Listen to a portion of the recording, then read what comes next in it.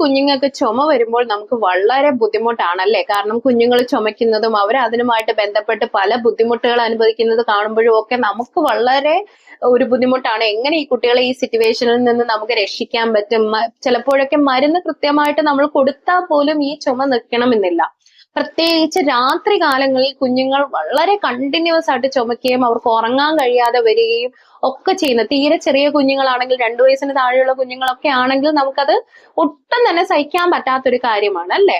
പ്രത്യേകിച്ച് ഈ ചുമയുടെ കൂടെ അവർക്കൊരു വീസിങ് വരികയാണെങ്കിൽ അവരുടെ അല്ലെ ചുമയ്ക്കുമ്പോൾ ഒരു വിസിൽ സൗണ്ട് പോലെ വരികയൊക്കെ ആണെങ്കിൽ തന്നെ നമുക്ക് വളരെ ബുദ്ധിമുട്ടാണ്. നമുക്ക് പേടി പോലും ആവാറുണ്ട് അല്ലെ? എന്ത് ചെയ്യും നമ്മൾ ഈ ഒരു സിറ്റുവേഷനിൽ എന്ന്.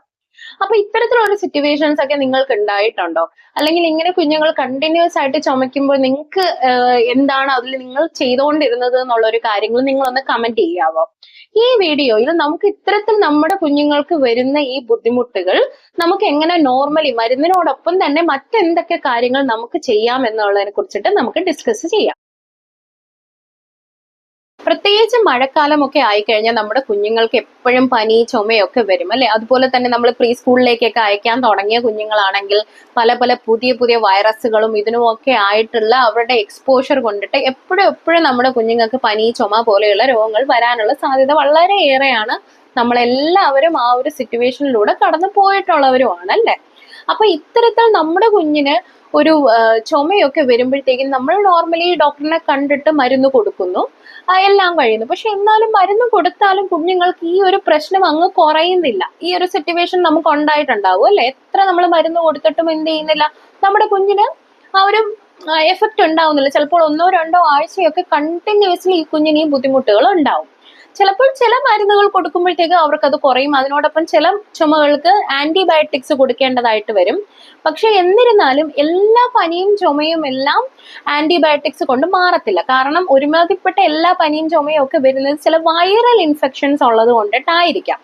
അപ്പോൾ അതിന് ആന്റിബയോട്ടിക്സ് മതിയാവില്ല. അതിന് നോർമലി അത് കുറച്ച് 2-3 ആഴ്ച കൊണ്ടിട്ട് തന്നെ അത് കുറയുന്നതാണ്. എങ്കിലും നമുക്ക് കുഞ്ഞുങ്ങൾ ഈ ഒരു കണ്ടീഷനിലൂടെ കടന്നു പോകുന്നത് കാണുമ്പോൾ നമുക്ക് വളരെ ബുദ്ധിമുട്ടാണ്. അപ്പൊ നമുക്ക് നോക്കാം എന്താ നമുക്ക് അഡീഷണൽ ഈ ഒരു മരുന്നല്ലാതെ ബാക്കി എന്തൊക്കെ കാര്യങ്ങൾ നമ്മൾ ഈ ഒരു കാര്യത്തിൽ ശ്രദ്ധിക്കണമെന്നുള്ളത്. നിങ്ങൾക്കൊക്കെ അറിയാവുന്ന കാര്യം തന്നെ ആയിരിക്കും, എങ്കിലും ഞാൻ കുറച്ച് പ്രത്യേക കാര്യങ്ങൾ എണ്ണി പറയാം. ഇതിൽ പ്രധാനപ്പെട്ടത് ഒരു 6-7 കാര്യങ്ങളുണ്ട്. അപ്പോൾ ഇത് അവസാനത്തെ കാര്യങ്ങൾ വളരെ കൃത്യമായിട്ട് നമ്മൾ ശ്രദ്ധിക്കേണ്ടതുണ്ട്. അതുകൂടെ നിങ്ങളൊന്ന് ശ്രദ്ധിക്കുക. അപ്പൊ ആദ്യമായിട്ട് എനിക്ക് പറയാനുള്ളത് എന്ന് പറഞ്ഞു കഴിഞ്ഞാൽ ഈ ഒരു സമയത്തിന് കുഞ്ഞുങ്ങൾക്ക് തണുത്ത ഭക്ഷണങ്ങൾ ഒഴിവാക്കുക. നമ്മളെല്ലാവരും ചെയ്യുന്ന ഒരു കാര്യമാണ്. ഐസ്ക്രീം, കേക്ക്സ് അതുപോലെയുള്ള തണുത്ത ഭക്ഷണ സാധനങ്ങൾ നമ്മൾ കുഞ്ഞുങ്ങൾക്ക് ഒഴിവാക്കുക. അപ്പൊ അതിനോടൊപ്പം തന്നെ നമ്മൾ എപ്പോഴും ഇത് മാത്രമാണ് ഒഴിവാക്കുന്നത് എങ്കിൽ പോലും തണ്ണിമത്തൻ, ഗ്രേപ്സ്, പൈനാപ്പിൾ പോലെയുള്ള ഫ്രൂട്ട്സും ഈ ഒരു സമയത്ത് കുട്ടികൾക്ക് കൊടുക്കാതിരിക്കുക. അതുപോലെ തന്നെ ഇവർക്ക് ഈ നല്ല ചുമയുള്ള സമയത്തിന് നമുക്ക് എന്തെങ്കിലും നമ്മൾ വീട്ടിലുള്ള ചില കാര്യങ്ങളൊക്കെ നമ്മൾ ചെയ്തു കൊടുക്കും അല്ലെ? നമുക്ക് എന്തെങ്കിലുമൊക്കെ പൊടിക്കൈകളൊക്കെ നമ്മൾ ചെയ്തു കൊടുക്കും. പക്ഷെ ഈ പൊടിക്കൈകളൊക്കെ കൊടുക്കുന്ന സമയത്തിന് നമ്മൾ കുട്ടികളുടെ പ്രായവും അവർക്ക് ഇത് കൊടുക്കാൻ പാടുണ്ടോ എന്നുള്ളതുമൊക്കെ നല്ല ഒരു ഡോക്ടറെ കണ്ട് സംസാരിച്ച് ചെയ്തതിന് ശേഷം മാത്രം കുട്ടികൾക്ക് കൊടുക്കുക. കാരണം പല കുട്ടികൾക്കും ചില പൊടിക്കൈകളൊക്കെ കൊടുക്കുമ്പോൾ അവർക്ക് അലർജി ഉണ്ടാവാം, അങ്ങനെയുള്ള പല ബുദ്ധിമുട്ടുകളും ഒക്കെ ഉണ്ടാവാം. ഇതിനോടൊപ്പം തന്നെ എനിക്ക് പറയാനുള്ള മറ്റൊരു കാര്യം എന്ന് പറഞ്ഞു കഴിഞ്ഞാൽ കുട്ടികളെ കുളിപ്പിക്കുമ്പോൾ നമുക്ക് പനിയും ചുമയും ഒക്കെ ഉള്ളപ്പോൾ തീർച്ചയായിട്ടും നമ്മൾ അവരെ കുളിപ്പിക്കാറില്ല. എങ്കിൽ പോലും അവർക്ക് മേല് നന്നായിട്ട് കഴുകുക. അതിനോടൊപ്പം തല നനയ്ക്കാതിരിക്കുക. തല ഒരു 3-4 ദിവസത്തിലെങ്കിലും കൂടുമ്പോൾ നനച്ചാൽ മതി.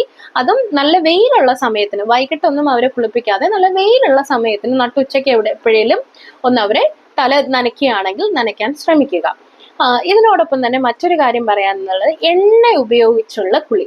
അപ്പൊ കുഞ്ഞുങ്ങൾക്ക് പനിയും ചുമയും ഒക്കെ ഉള്ളപ്പോഴത്തേക്കും എണ്ണ പൂർണ്ണമായിട്ടും ഒഴിവാക്കുക. അവർക്ക് തലയിൽ എണ്ണ തേപ്പിച്ചിട്ടുള്ള കുളി അവർക്ക് ഈ ചുമയെല്ലാം കഴിഞ്ഞതിന് ശേഷം മതി. കാരണം ഇത് അവരുടെ തലയിൽ തണുപ്പ് തങ്ങി നിൽക്കാനും പിന്നീട് അവർക്ക് ഈ ചുമ കുറയാതെ വരാനും ഒക്കെയുള്ള കാര്യങ്ങൾ ഉണ്ടാവും. അപ്പൊ അതുകൊണ്ടിട്ട് എണ്ണ തേച്ചുള്ള കുളി അവർക്ക് ഈ ഒരു ടൈമിൽ നമ്മൾ എന്തായാലും ചെയ്യരുത്, പ്രത്യേകിച്ച് തീരെ ചെറിയ കുഞ്ഞുങ്ങളാണെങ്കിൽ.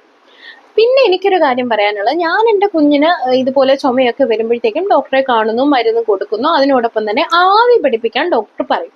അപ്പൊ ആവി പിടിപ്പിക്കുന്ന സമയത്ത് കുറച്ച് ബുദ്ധിമുട്ടുള്ള കാര്യമാണ്, കുഞ്ഞുങ്ങൾ ഇരിക്കില്ല. അത് മാത്രമല്ല നമ്മൾ തിളച്ച വെള്ളം വെച്ചിട്ടാണ് കുഞ്ഞുങ്ങളുടെ അടുത്ത് നമ്മൾ ഈ ഒരു കാര്യങ്ങളൊക്കെ ചെയ്യുന്നത്.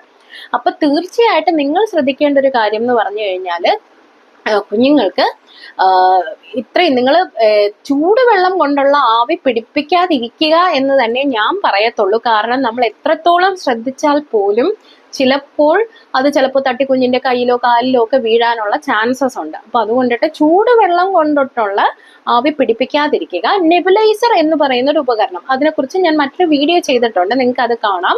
അപ്പൊ അതില് ഡോക്ടറിന്റെ നിർദ്ദേശപ്രകാരം മാത്രം മരുന്ന് ഉപയോഗിച്ച് ചെയ്യുക. ഇല്ല എന്നുണ്ടെങ്കിൽ നിങ്ങൾക്ക് അതിൽ കുഞ്ഞുങ്ങൾക്ക് ചെയ്യാൻ പറ്റുന്ന ഒരു കാര്യം എന്ന് പറഞ്ഞാൽ 0.7% സലൈൻ ഉണ്ട്. സലൈൻ അതായത് ഉപ്പുവെള്ളമാണ്, സലൈനാണ്. സലൈൻ ഉപയോഗിച്ചിട്ട് കുഞ്ഞുങ്ങൾക്ക് വെറുതെ മരുന്നില്ലാതെ കുഞ്ഞുങ്ങൾക്ക് അതിന്റെ ആവി കൊള്ളിക്കാം. അപ്പൊ അത് കറക്റ്റ് ആയിട്ട് അവരുടെ ഈ മൂക്കിലും തൊണ്ടയിലും ഒക്കെ അടഞ്ഞിരിക്കുന്ന കഫമെല്ലാം റിലീസ് ആവാനും അത് ഇറങ്ങിപ്പോവാനും ഒക്കെ അവരെ സഹായിക്കും. അപ്പൊ ചൂടുവെള്ളം ഉപയോഗിച്ചിട്ടുള്ള ആവി പിടിക്കൽ നിങ്ങളൊന്ന് ശ്രദ്ധിച്ചാൽ മതി. അത് നിങ്ങൾക്ക് ഈ ഒരു കാര്യം നെബുലൈസർ ചെയ്യുന്നത് കൊണ്ടിട്ട് നമുക്ക് ആ ഒരു കാര്യത്തിന്റെ ഒരു ബുദ്ധിമുട്ട് മാറ്റിക്കിട്ടും. പിന്നെ പ്രധാനമായിട്ടും എനിക്ക് പറയാനുള്ളത്, കുഞ്ഞുങ്ങൾ രാത്രിയാണ് ഭയങ്കരമായിട്ട് കണ്ടിന്യൂസ്ലി ചുമക്കുന്നതും അവർക്ക് ഉറങ്ങാൻ പറ്റാതെയൊക്കെ വരിക. അപ്പൊ ഈ ഒരു കാര്യത്തിന് എന്താ ചെയ്യേണ്ടതെന്ന് പറഞ്ഞാൽ, കുഞ്ഞുങ്ങളെ കിടത്തുമ്പോൾ 2 തലയണ ഉപയോഗിച്ച് കിടത്തുക. 2 തലയണ എന്ന് പറഞ്ഞാൽ അടിയിൽ വെക്കുന്ന തലയണ കുറച്ച് കട്ടിയുള്ളതും മേളിൽ വെക്കുന്ന തലയണ കുറച്ച് സോഫ്റ്റ് ആയിട്ടുള്ളതുമുള്ള തലയണയിൽ വെച്ച് അവരെ കുറച്ച് കയറ്റി കിടത്തുക.